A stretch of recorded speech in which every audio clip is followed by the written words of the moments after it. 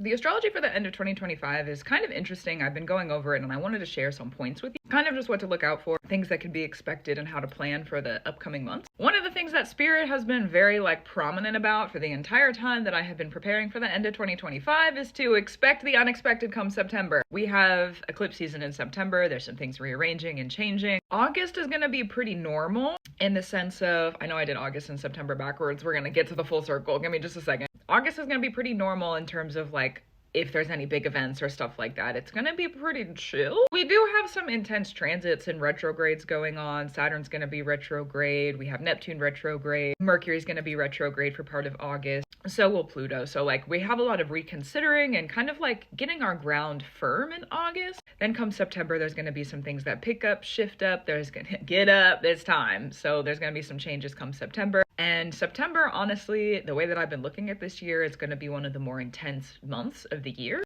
I know that it's eclipse season, that's intense in the first place, and it's also going to be the only time with the lunar node axis of Pisces and Virgo that we have both a Pisces and a Virgo eclipse. Every other time that we're interacting with this axis, there's another eclipse sign from another lunar node axis involved. So this one is going to be the biggest shift of the lunar node axis of Pisces and Virgo. Not to freak anybody out, it's just going to be a big turn, so here we go.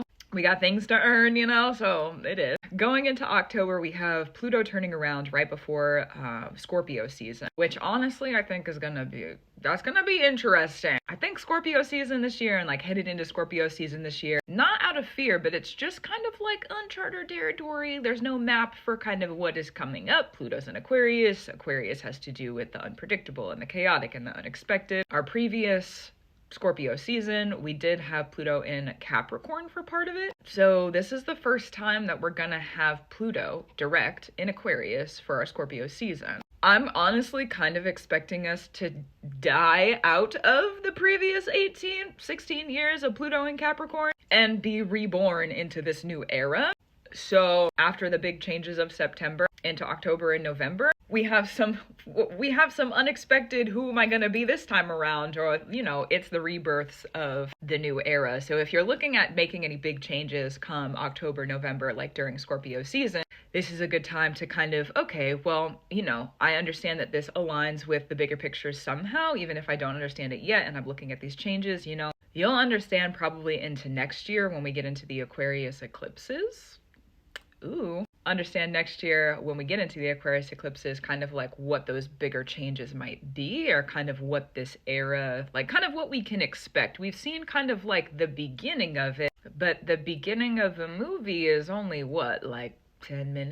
10-15 minutes, and then some movies are pretty long. So if we're looking at this era like a movie, we've only seen a glimpse. The story's gonna take some crazy wild turns that are very unexpected when we get into the upcoming years. We do have a plot line, thankfully. Do we know what the plot line is yet?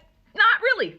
And that's okay. You might know a little bit for yourself with the way that Saturn and Neptune have been conjunct and working together. Spirit, your practice, the spirits in your practice. There's probably some intuition and some signs of this is what you could expect coming up. So just a heads up.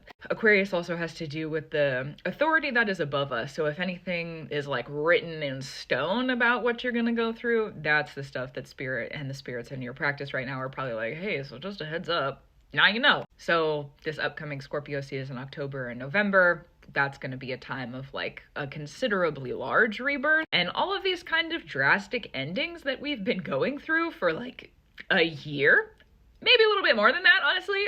Now, those are going to kind of come to a little bit of a close after this upcoming Scorpio season. And I'm really, really, really looking forward to Sagittarius season this year. So the end of November into December. I think that this Sagittarius season is going to be pretty great. Jupiter moved into Cancer. We have the dark moon moving into Sagittarius on the day that we have a Sagittarius new moon. Ooh, the shadows working with the turning of our luck. How have you made peace with and integrated your feminine shadow? That is going to tell you a lot about how your luck is changing at the end of this year. Also, the emotions of such, as Jupiter is in Cancer, getting in tune with your emotions. A lot of healing work has been asked of us through the previous couple of years with the way that the dark moon and Chiron, both shadowed placements, lesser known placements, but I say shadowed placements in the sense that usually they help with our healing. Those placements were involved with the Libra and the Aries lunar node axis. So there's a lot of healing that's been asked of us, and now this end of the year we get to see kind of like what that work of healing has turned us into, like what luck have we earned through that. And I'm really excited for that. I think it's gonna be really, really good. So I'll see you there. I will see you there. We also, when we get into Capricorn season, this will be the closing of our first ever previous new moon in Capricorn, which was at the very end of 2024. We just had the full moon in Capricorn, and this upcoming Capricorn season with the next new moon in Capricorn, this is going to be the first closing of a year-long moon cycle of Capricorn, new moon to full moon to new moon, where we didn't have Pluto involved. So this is going to be like a big triumphant, here's the harvest of everything. I've rebirthed, I've reborn.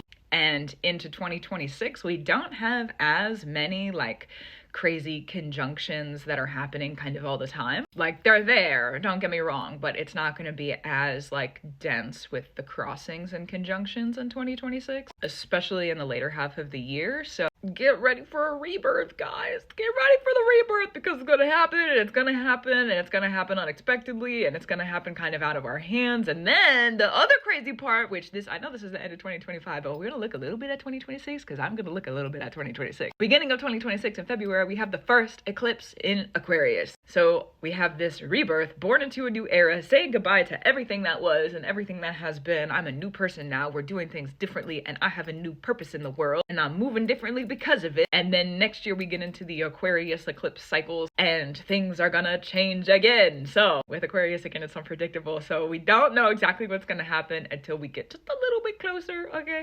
But for now, that's what you need to know, or that's what I think is important. So gratitude, reverence, and love to you. Keep up the brew that you do. I will too. End of 2025 is definitely going to help us arrive. Like, I know for myself, there's been a place that I've been trying to arrive at for probably several years now. Yeah, several years. And this change of season, the change of luck, the rebirth that we're going through from the previous Pluto era. Also, not to mention, Uranus and Neptune are changing their eras right now as well. They'll get comfy in 2026, so a little bit more on that later. But the big planets are changing the tides. So we're changing up really big rides, and we're gonna have the rebirth begin come the end of this year. Who's excited? I sure am. Aren't you tired of always in the death and the destruction and the endings and the give us some rebirth? Give us a little bit of the new stuff, you know? I've been getting glimpses of it. I've been here and there, but I'm really excited for the end of this year, because that's gonna be like the new. It's gonna be the new. We got the first Scorpio season with the Pluto in Aquarius, like fully and direct. And then Capricorn season, we're closing out the first ever cycle where Pluto's not in Capricorn with the moon. It's just, I'm feeling it's gonna be really good. It's gonna be really great. It's gonna be really good. Plus we got to turn to luck with the Sagittarius. It's gonna be good. It's gonna be good. Okay, anyways, gratitude, reverence, and love to you. We'll close it out. I'll talk to you soon. Keep up the brew that you do. I will too. And you know where to find me if you ever need other astrological updates. I'll be around. And I'll talk to you soon. Also true.